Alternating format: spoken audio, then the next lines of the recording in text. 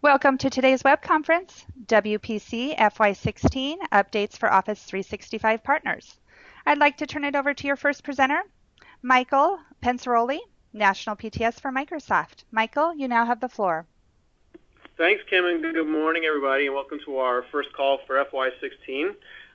This is our agenda for today. We're going to take a look at some WPC highlights for Office 365 partners, and then we're going to get an overview of kind of three of the major themes at the conference. It was Fast Track and CSP and also profitability, and we're going to get some important updates for FY16 incentives and investments. And we've got a great team of Microsoft subject matter experts with us, who I'll be introducing shortly. So hoping this is going to be a really great call for you. If you're new to the community, well, welcome, and this is some ways that you can keep in touch with us. And so we have our monthly calls, and obviously you're able to find that URL. It is a new one for this fiscal year, and so just note that that has changed. If you need to register for the rest of the events, it'll always be that URL where you can get to the entire list.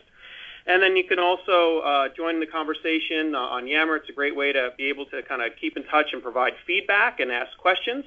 And all this community is really geared for U.S. partners, and you can access some blog posts on the aka.ms US blog. And also, if you haven't signed up for the newsletter and you want like a monthly recap, not only is there service news in there, but it's also some good information around events that are happening. So it's a great way to kind of stay informed as a U.S. partner. And, we don't really get a lot of feedback on the newsletter, but people have not been unsubscribing, and so that's a good sign. But if you want to provide some feedback on the newsletter, please join in on Yammer and provide some feedback there. I'd love to get some feedback and make sure it's the content that you're hoping for, or if there's something missing, just please let us know. Okay, so here's a slide, WPC recap for Office 365 partners. So what I've done for you is I've kind of curated this content, and I boiled the conference down to 7 bullets. How do you like that? So basically, obviously, there's more here. So what I tried to focus on are things for Office 365 partners. And so you can start off with a blog post, Phil Sorgen, and he's got a great overview about the announcements and investments. That's kind of like a conference at all up. He's our channel chief.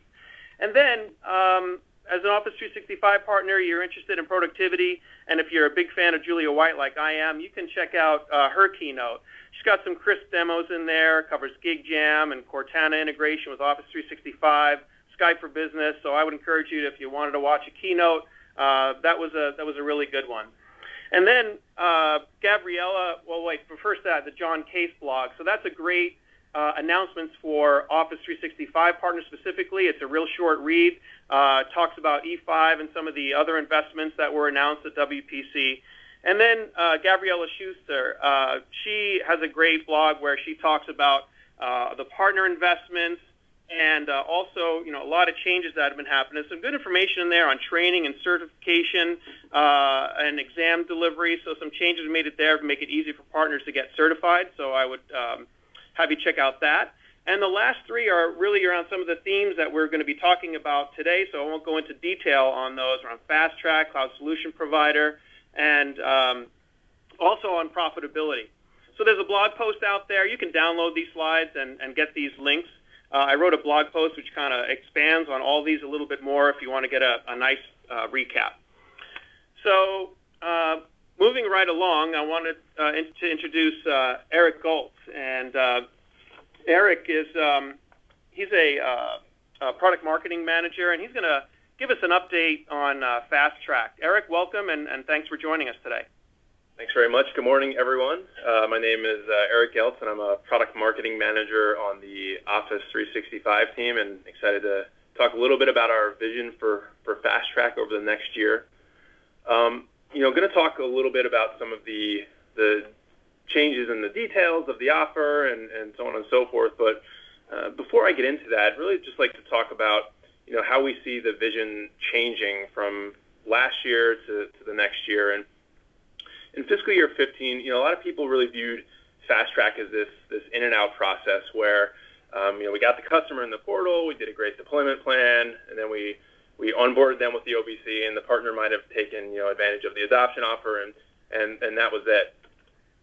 Where we're really trying to move going forward is a little bit beyond that. So get them in the portal, do that onboarding, but really focus on usage and deployment, and something that goes hand in hand with the Fast Track program, and something, if you haven't checked it out, it's worth checking out, is something called the Success Center. And the Success Center has a lot of great resources which will help you to have the usage and adoption conversation, whether it's email templates to change management frameworks to ordering swag to create excitement. So what this really leads us to is it becomes a virtuous circle where we get them in, we onboard them on Exchange or Skype for Business, whatever it may be. We drive adoption, it creates a great customer experience, and then we're able to continue to have those conversations on other workloads or even other products, which are now part of the Fast Track process. So that's kind of the overarching view of where we want to think about Fast Track going forward. If you look in the bottom left-hand corner of the slide here, there are a couple of tactical changes. Email migration is now a core part of the service. We did have a quick call out here. We did have an early bird offer for corporate accounts customers. So if you did have an eligible customer for that, definitely make sure that you take advantage of that funding, which was available. And then, of course, some changes to the adoption offer, which I'll talk through in just a couple slides. So, diving into the first major change that you'll see from last year to this year. On the left side of the slide there, the onboarding services are by and large the same.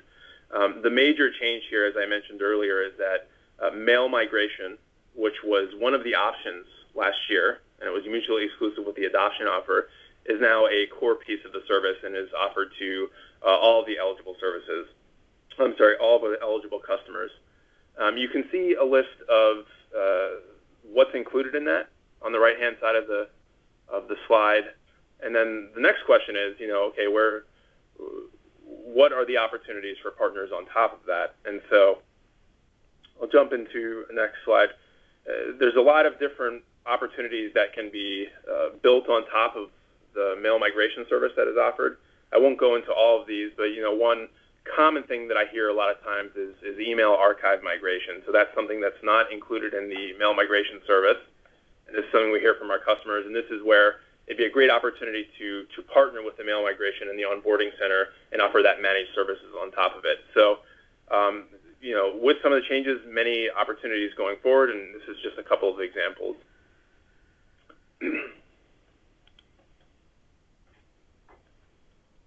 Just kind of concluding our discussion on Fast Track and fiscal year 16. There are a couple of really important changes from last year that I want to walk through. First, the change to the core service that I've talked about over the last previous slides. Last year, mail migration was not part of the core service. It is offered to all customers that are eligible over the next year, and this is actually launched on July 1st, so that is in market now. Moving on to the adoption offer, last year the adoption offer was eligible for all workloads. Exchange will not be an eligible workload for the adoption offer in fiscal year 16. One other important change, last year the active usage payment for the adoption offer was a one-time fee at 15%. This year it is a stage payment, so there is the first payment at 5% and then the rest at 15%. And again, this usage is only on SharePoint, Skype for Business, and Yammer. Exchange is no longer included. And more details on that I think were launched earlier this week. The final change, just to talk through here, is on what SKUs are eligible. There are now eligible K SKUs and nonprofit SKUs, which are eligible for the onboarding and the migration offer, which were not available last year. So that kind of recaps where we want to go with Fast Track over the next year, as well as some of the tactical changes. And now I'll turn it over to the next presenter. Thanks for your time, everyone. Awesome. Thank you, Eric. And, appreciate you making the time. And, there's the spirit of the call is really kind of an update and an overview. And so we're really just trying to give you the important changes for FY16 and what's new. And Eric, I think you did a great job on that, so appreciate it. Now for another update on one of the major themes of the conference was cloud solution provider, and we have William Llewellyn here, and he basically owns CSP for the U.S., and so we're happy to have him in the room. William, I know that's kind of a tall order to give an overview of CSP. There's a whole bunch of information there, but welcome, and what can you share with the partners? Yeah, so thanks, and good morning or good afternoon. The first thing I'd want to do is to thank all of you for the focus and attention as I think about, let me first describe my role. What's interesting here is I have a few key roles. I am a quarterback, and what that means is that we have a very, very broad set of roles in the U.S. who are very committed to making sure that we're successful with this program. Last year, if I think about, technically we were in a pilot 2 years ago. Last year was a launch year, but I would still kind of say it was an expanded pilot. And by that I mean, we were rolling out the platform. We were doing our first onboarding kind of at any scale of partners, and we were learning a lot while we were doing. So if you think of the long-term potential and our plans for CSP as a calendar year, I'd say we're probably at January 5th.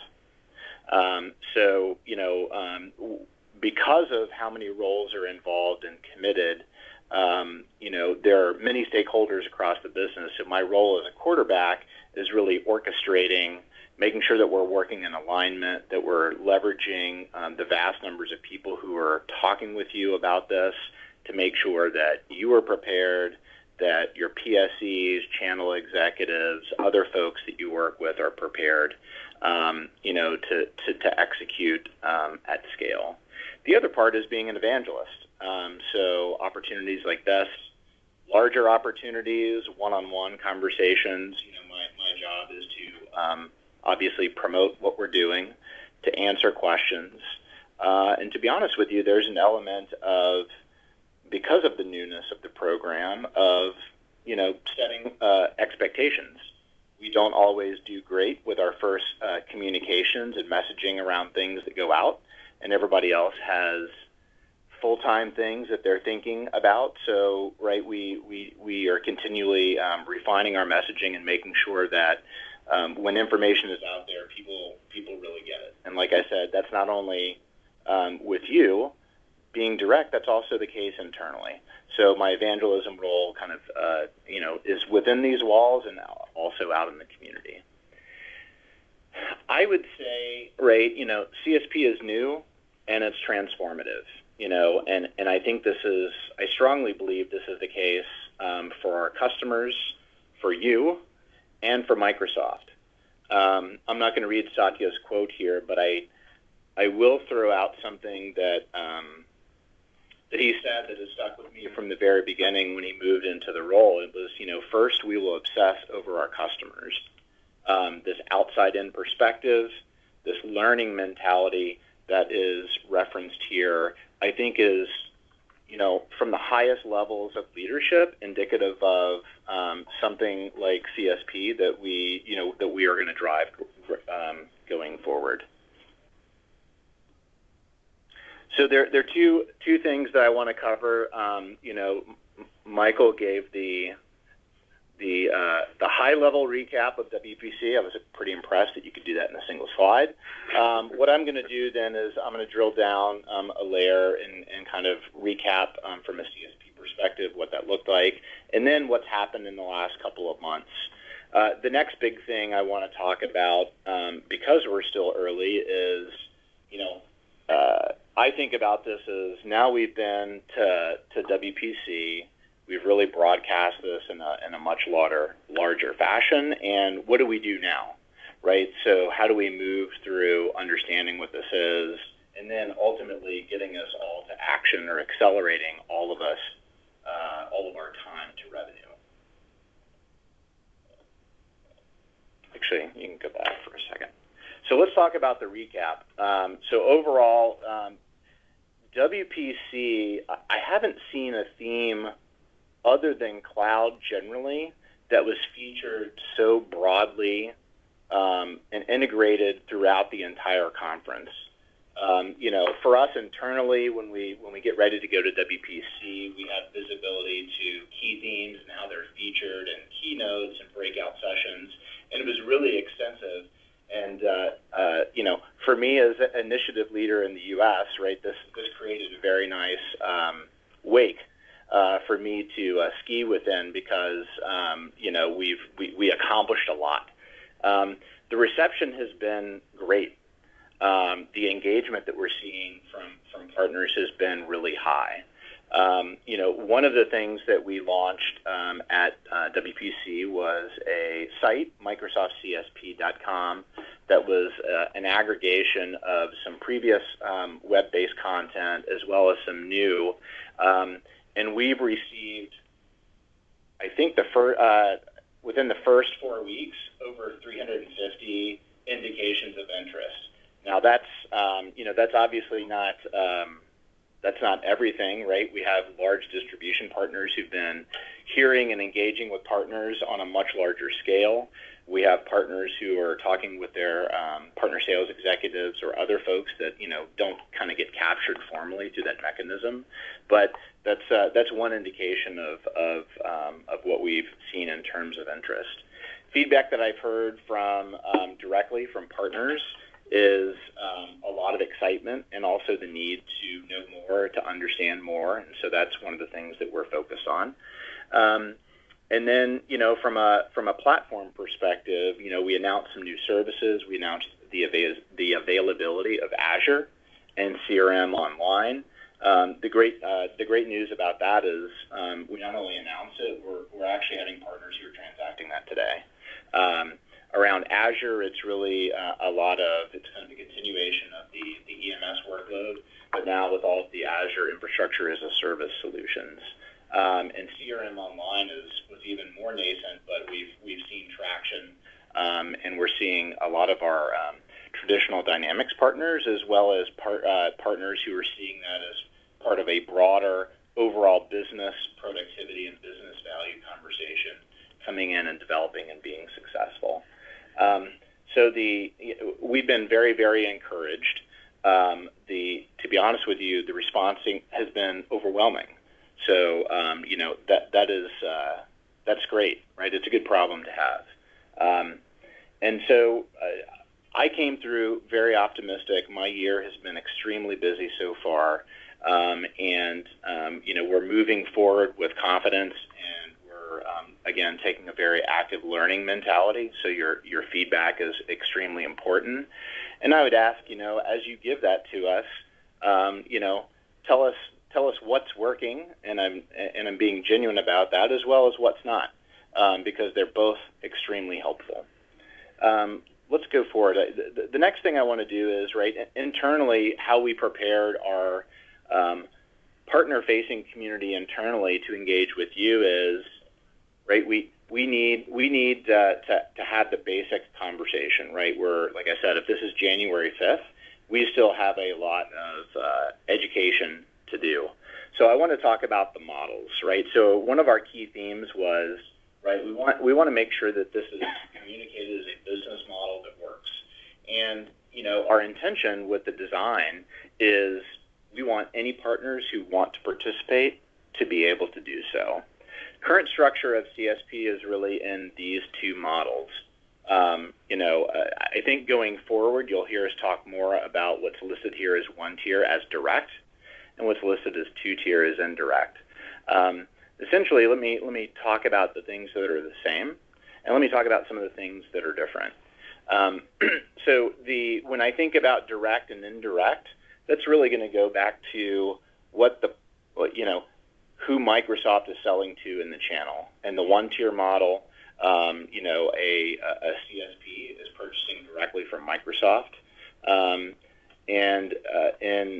the two-tier model, the CSP equivalent is just buying through distribution. Now, for those of you who have traditionally had reselling as part of your business practice, this is no different than our current distribution model. What's most important is, at the end of the day, you, regardless of the model, you get to realize the value of the same core value proposition, which is you get to own the end customer relationship.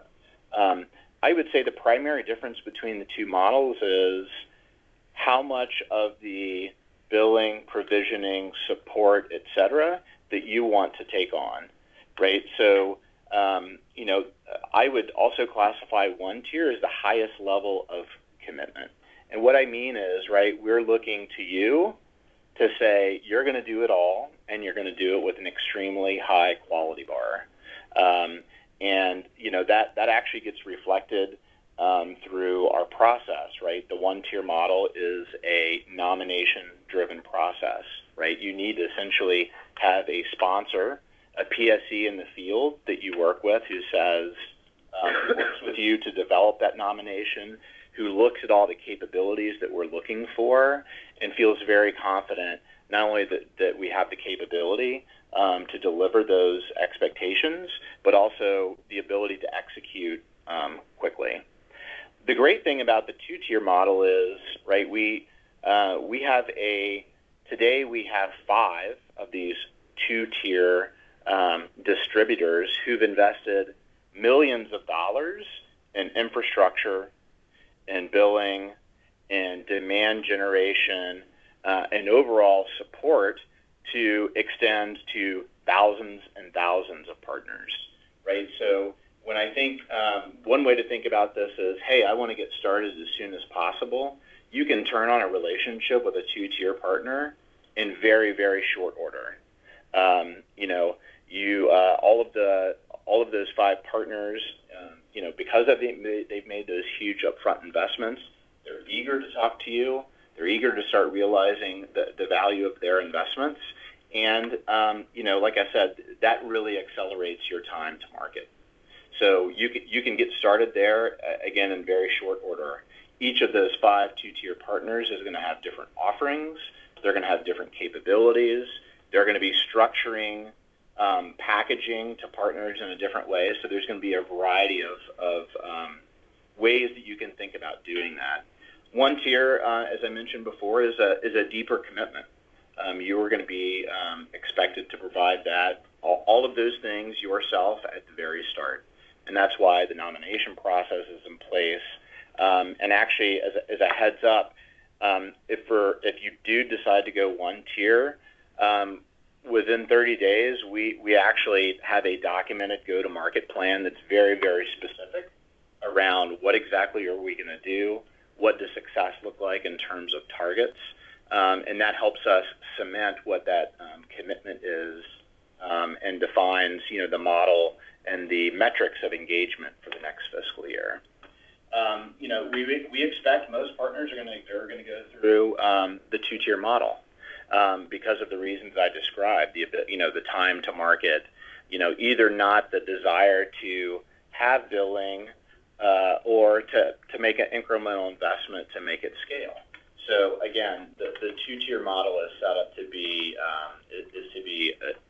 be very attractive for a majority of our partners.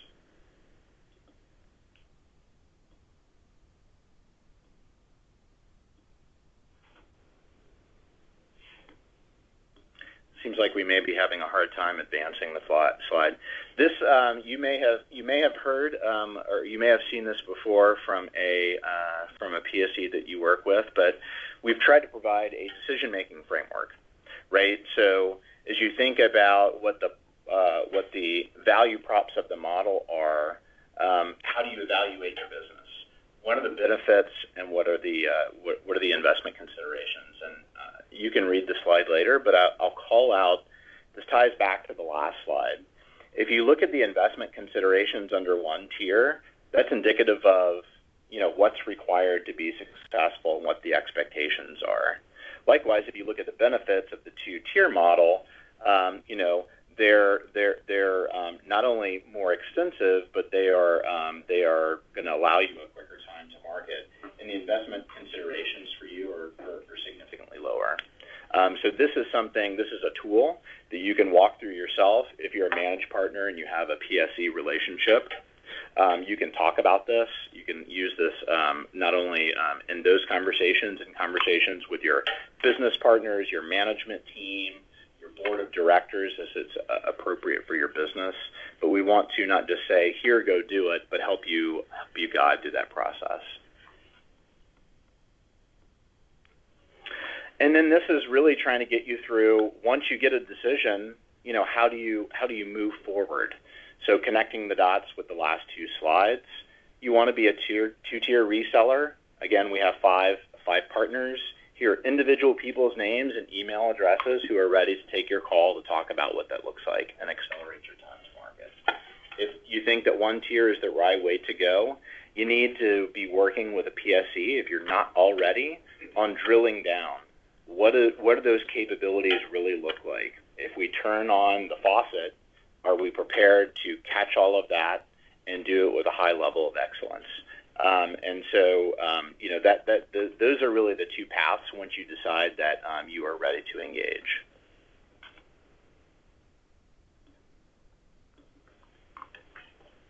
So, it's interesting, right? The next steps really boil down to, where are you today in the cycle? If you're just getting started, it's time to pick up the phone and call your PSE or your preferred distributor. Right? You may have already started the conversation, but you're still trying to determine what happened. My encouragement here is understand what you still need to figure out, set a timeline for it, and find the right resources to help you clear those so you can move forward. Those resources could be people within your company, they could be your PSE, they could be your distributor, but make a commitment to move through that process. There's some of you who are in the category of you're onboarded but not yet selling. My recommendation here is make sure that you are focused on being ready to execute, right? So it's what are the offerings that you're going to have? This is kind of like a packaging and a licensing and a pricing element. How is your sales organization aware of this, ready? From a demand generation perspective, how will this change or augment the way that you go to market? And then again, how will you measure success? Those are key things. And then finally, hey, you're already selling, but you're not scaling. The reality is most of you will fall into the bucket of, this is where you expected to be. You've been participating for a very short period of time or maybe for a longer period of time, but you may be on plan. If you're not, let's quickly figure out what's going on. Did you have some original hypotheses that have not proved to be the case? That could be sales strategy, it could be demand generation strategy. What needs to be tweaked? And so again, that's going to be based on where you are. Kind of to my earlier point, we want to know what success looks like. So, tell us what it is. What is, and this is really, I would say, a customer success, right? Because this is what drives our business, right? We're focused on providing great value to end customers. So tell us what your great customer stories are. And then also, right, we know that there are things that we need to improve with the goal of accelerating all of our success with this. So tell us what you need. And I would say the more specific and the more contextual and the more prioritized you can make those things, it helps us find the right people inside of the organization to take the right action to move forward with incorporating that. And then finally, with all of this, raise your hand if you need help. If you're a managed partner, that first line of contact is your PSE. If you have a distributor relationship, those people are there and ready to help. And from a broad perspective, Microsoft CSP is built to provide information on the entire program, left to right, not only from what is how to think about it to get engaged, but also support resources as now that you're there, moving through onboarding to selling. So I really appreciate the time. I probably took a few extra minutes, but had a tall order to deliver within a short amount of time. So again, thank you very much. I appreciate it. Thanks. And Amanda, I can't see the moderator window. Are there any questions before we transition that we haven't been able to address? And if we don't get to them all, The good news is with our new platform for FY16, we're able to see your questions and your emails, and we commit to following up with those, and then you could always post them on Yammer. Amanda, anything before we move on? Yeah, I've been addressing them as they've been coming in, but if there's any questions, again, put them in the question, which you type in under messages. But I think we're good for now. Okay, great, and we can get those to the subject matter experts that need be. And so with that, thanks so much, William. Really appreciate that update and for joining us today. And now we want to kind of shift over to incentives and investments. There's a lot of changes for FY16, and if you also are an Azure partner and you were on the Azure community call, there was a lot of interest around incentives and investments, and so we thought we'd talk about those for Office 365 as well. And so I want to introduce Jenny Cordell. She's a senior partner channel marketing manager for incentives. And Jenny, welcome, and thanks for joining us today. Thanks so much, Michael. Hello, everyone. Really great to be here and chat with you, and thanks for the opportunity to present for a few minutes. What I will do is I just want to give a brief overview of what it is that I do here. So I think you caught this from Will, but we sometimes have a primary role, and we like to extend ourselves so that we can kind of coordinate and collaborate across teams to make sure that we're giving you the support that you need as a Microsoft partner. Kind of to that end, what I have here is a set of programs. Not everything are programs that I directly manage. So for those of you guys that I have interacted with, I'm primarily your point of contact for the cloud incentives programs around Azure and Office 365. But what you'll see here, and I'll kind of walk through what the slide represents, you'll see programs that kind of fall outside of those incentives, but I still wanted to make you aware of them at a high level and be able to let you know where to go if you have any additional questions around how the program works or if you're currently participating and may need some support. So what I'll do is just give you an overview of the different Office 365 incentives and investments we have for the first part of this year. I'll deep dive on the program that I directly manage, which is the Usage Incentives Program. And then I'll hand it off to my teammate, Stephanie Martin, who will deep dive on the programs that are specific to the ones that you use in the partner incentive engine pie. So with that, there are kind of the 4 buckets on the customer journey, starting with kind of the marketing and the business development, going into sales, going into deployment, and then, of course, what we're all driving to in FY16 and beyond is adoption and usage. So starting with July, going to December, so the first half of the Microsoft fiscal year, here are the various programs that are in market to drive the marketing, to drive the sales, the deployment, and to help your customers to adopt and use the Microsoft products and solutions. And on the next slide, I'll just, at a high level, tell you the intent of those programs and a little bit about the structure.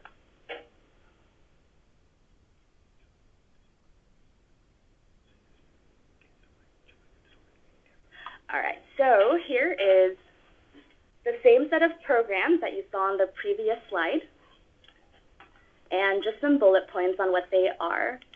So I won't go over kind of line by line because a lot of these will be covered off by me and Stephanie during this call, but just something for you guys to have in your back pocket as you start to determine where it is that you guys need to focus your efforts with the customer. If it's marketing, then you should reference the marketing programs here, so on and so forth.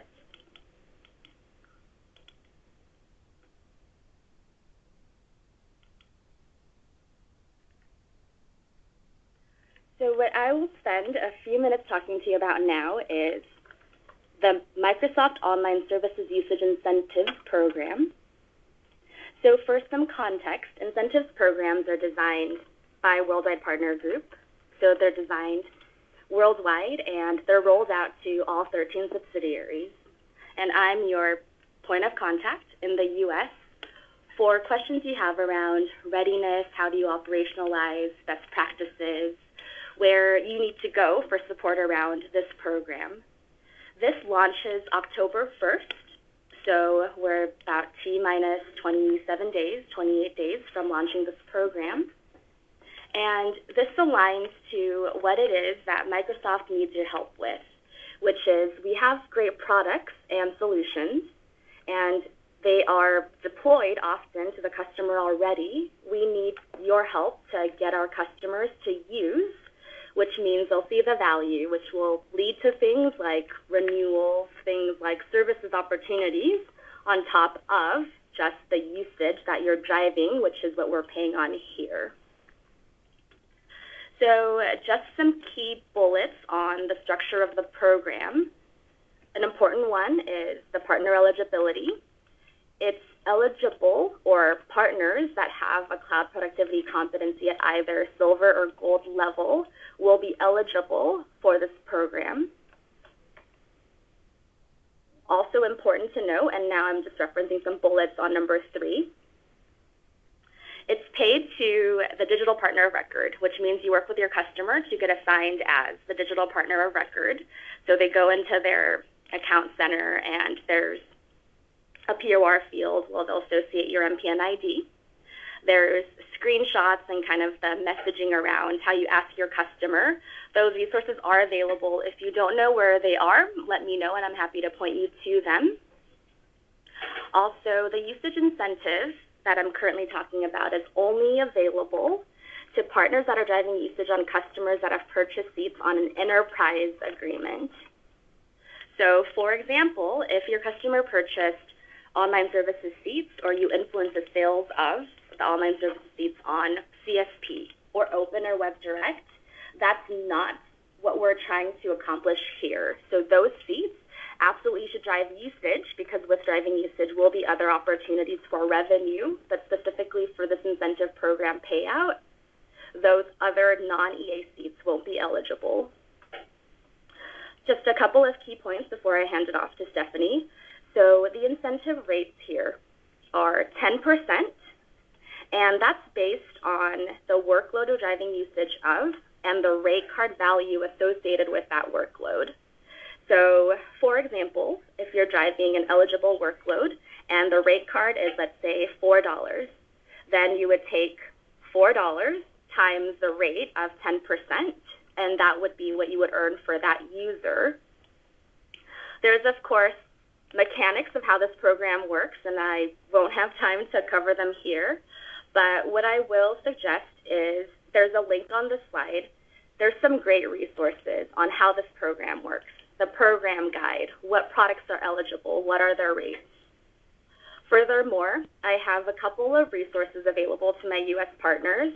One is my monthly office hours. Well, I'll drill down into not just this program, but the other 2 cloud programs that I manage around Office 365 sales and Azure consumption. And then lastly, of course, please reach out to me and stay engaged in our Yammer community, U.S. partner incentives and investments.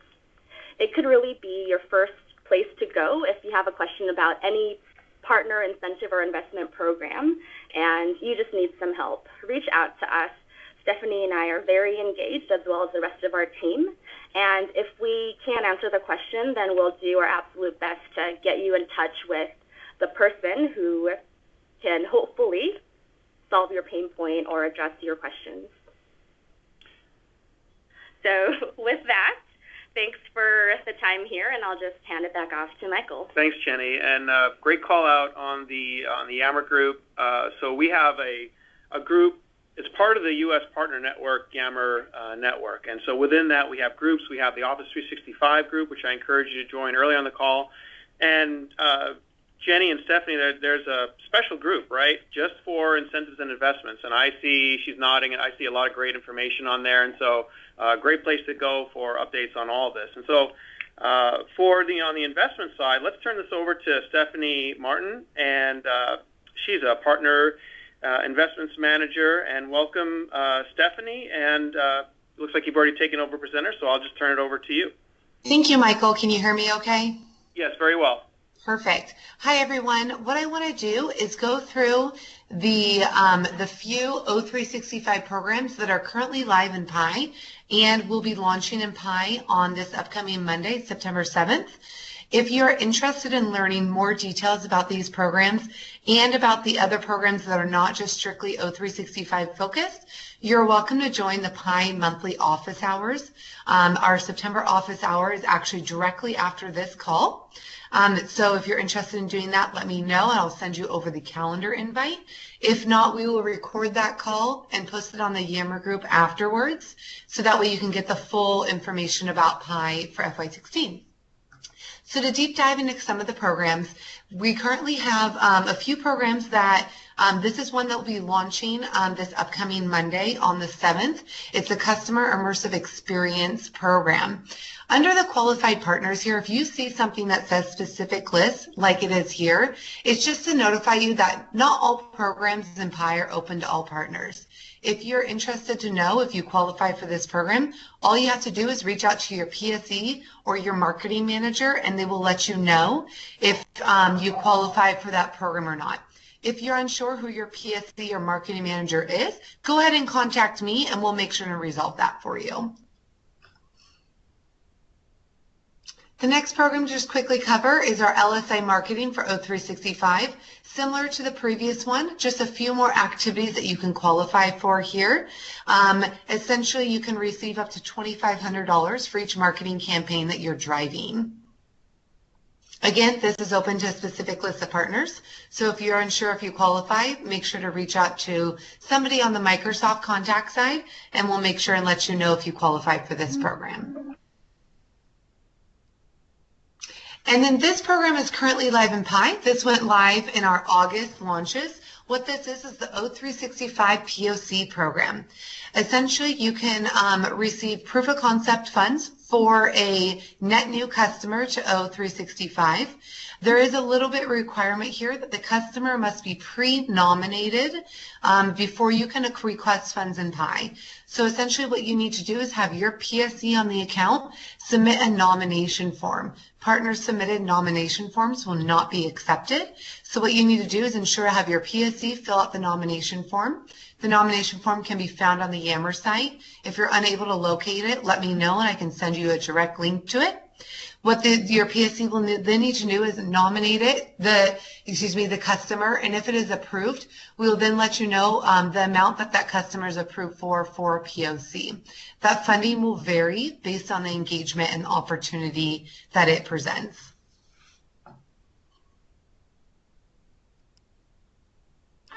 And then the last program I want to talk about is the Early Bird program. We heard earlier about the FY15 and FY16 adoption offer programs. If anyone was paying really close attention, you'll notice that the FY16 adoption program just launched a few days ago on September 1st. So what that did, that left a 2-month gap in the business between the FY15 and FY16 adoption offers. We here in the US wanted to make sure that there was not a gap in your business. So what we did is we launched the Early Bird program. The Early Bird program is for customers that purchased O365 licenses between the dates of July 1st and August 31st of 2015. All the details are the exact same as the adoption offer, all the rules and requirements, payouts as well. Only difference is that instead of the 12 months that the adoption offer gives you to reach the active usage percentage, we're only giving you until December 31st to reach that active usage. So you can absolutely still request funding for this program. You can actually request funding through the month of November, as long as you can be sure to reach that active usage by the end of December. So if you what we'll do is when you request a funding request in PI, we'll double check to make sure that customer purchased between the August and the July and August timeframe. If they did not, we'll let you know the timeframe they did purchase, and so that way you can take advantage of either the FY15 or FY16 adoption offer. Amanda, are there any questions that came up in the IM window during the details on the programs in PI? Yeah, let me try to capture them here because they're the most recent ones that came in. Okay, let's see. Question came in, what incentives are best suited to a SAM partner? And SAM, just remind me of that acronym. Software Asset Management. Right. So the SAM partners, We would have to look at what other competencies and type of partner you are. If that specific partner wants to just send me a quick IM or an email, I'm more than happy to go through and list what programs they qualify for. We don't really, none of our programs are open specifically up to the SAM style partners. They're more open to competency styles. So we'd have to take a look at the competencies you have. Okay. Here's the next one. Oh, I think there was a couple questions on this. Can you list the Yammer groups that were recommended again? Sure. So the Yammer group is the Partner Incentives and Investments, which is part of the Microsoft U.S. Partner Community. Amanda, I can give you a link directly to our group that you can put into that IM window. That might be helpful. Okay. And then are these programs and PI specific to the U.S. or do they apply to Canada as well? Sure. So the programs that we just covered are strictly U.S. programs. PI is in Canada as well. And so what you can do is reach out to the PI Canadian team, which I'll put the alias in the IM window that Amanda can send over there for the PI support team in Canada and reach out to see what programs are available in Canada. Okay. There's also a question, if I'm going to paraphrase here, about what looks to be like PI funds for LSI partners that are telemanaged. Mm-hmm. Are there funds available for telemanaged partners? Absolutely. So there's absolutely funds for telemanaged partners. What we'll have to do is look at each specific program. On the Yammer site, the link that Amanda will put into the IM window, there is a deck called the PI Programs Overview deck.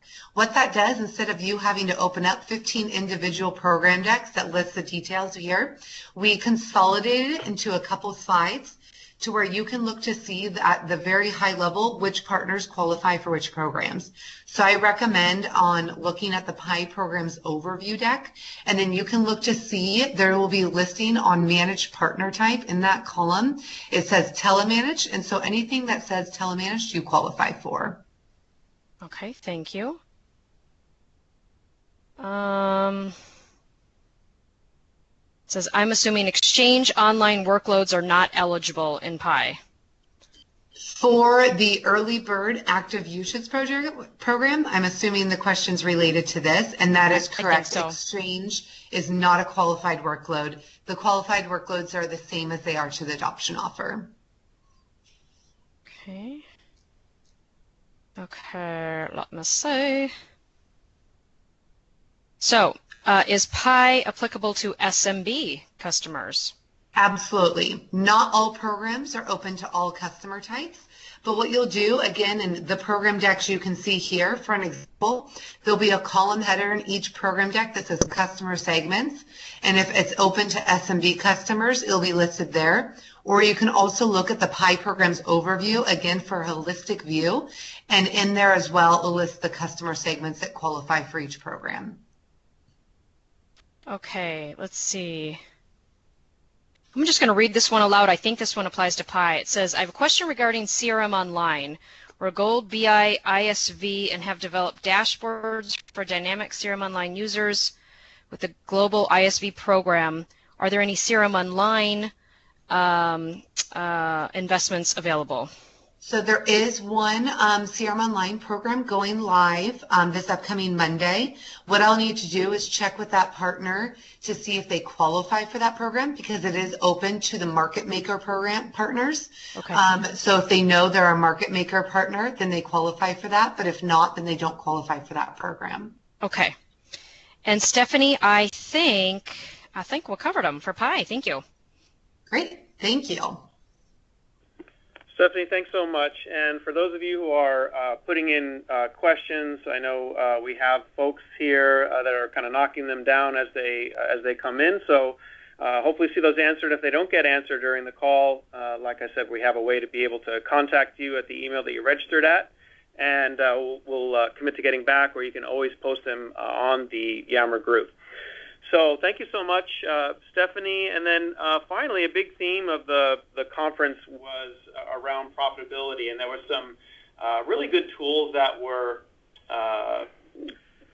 mentioned during the conference and in my blog article, you can see some good links there, and I referenced a session on profitability, and there's some interesting financial models. I'm always getting questions from partners around financial models, and we now have one for Office 365 combined. And Amanda, did you want to take us through some of those resources in the few remaining minutes that we have? Yeah, that sounds great. Can you see the slide that says scenario availability? Is that showing, Michael? It is. It is. Perfect. Okay, so Mike, let me just kind of set the stage here for what you're seeing on the screen. So Microsoft recently conducted a survey of 1,260 cloud active partners worldwide, and we did in-depth interviews with 66 of them. We actually drilled into very specific services, the services that partners are wrapping around the top 20 most common scenarios that are shown here on the slide. So for Azure, what we found the most common scenarios across the customer types are really around data center transformation, data storage, hosting apps in the cloud with Azure VMs, hosting websites. And then we also have some neat scenarios that are built for you around IoT, which is new and exciting in the market, as well as BI. What we also found through these surveys that the Office 365 most common scenarios that partners were wrapping services around was around Exchange migration consulting, solution analysis and design, training, file server migration, and SharePoint integration. Now you can take a look at all of these 20 scenarios to kind of dig in a little bit deeper at aka.ms/profitability scenarios that you see at the bottom of the screen there.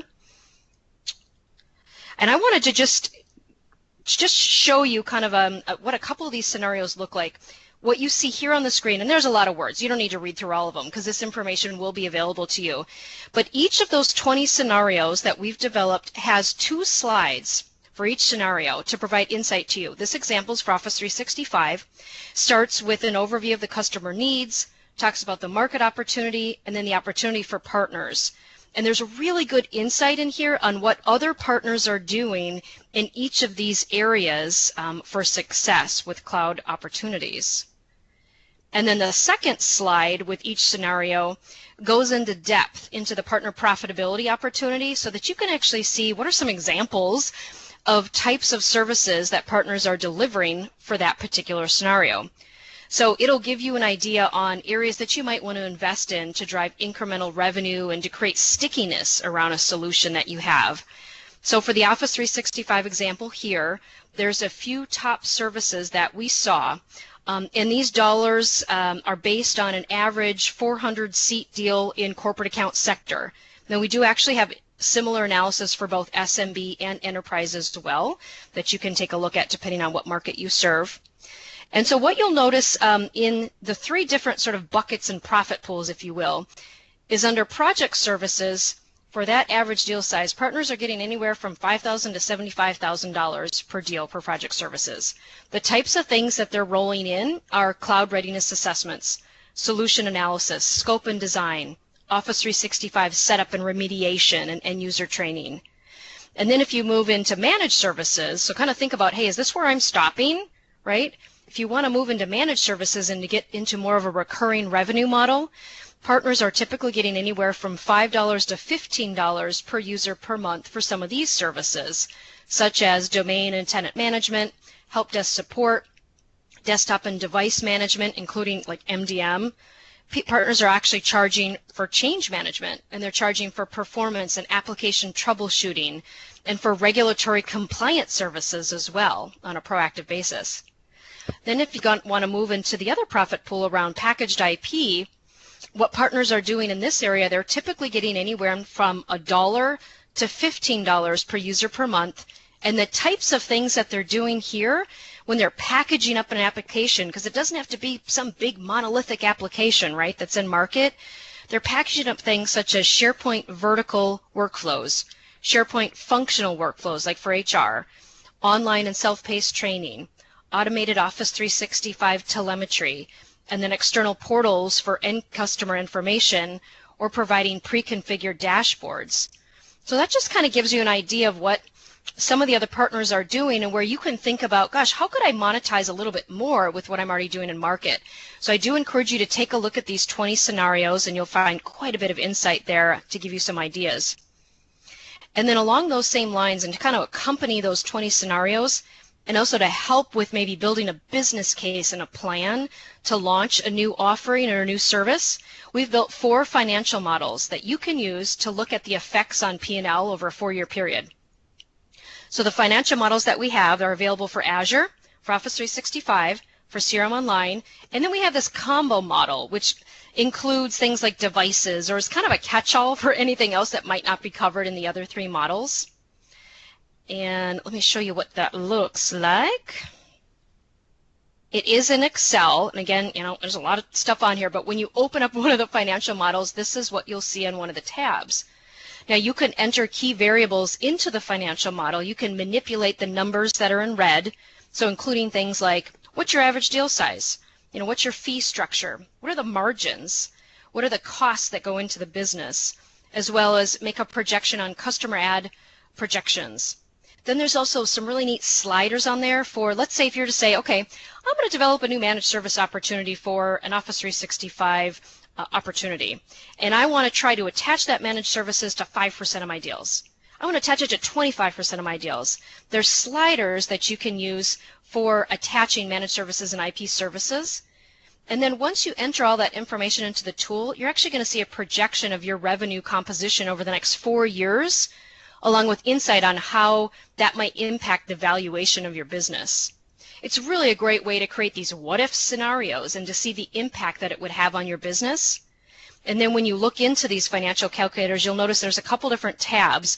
There's a tab that goes really deep into P&L. There's a tab that goes into cash flow. So if I was going to develop this new business model, what kind of cash would be required, right?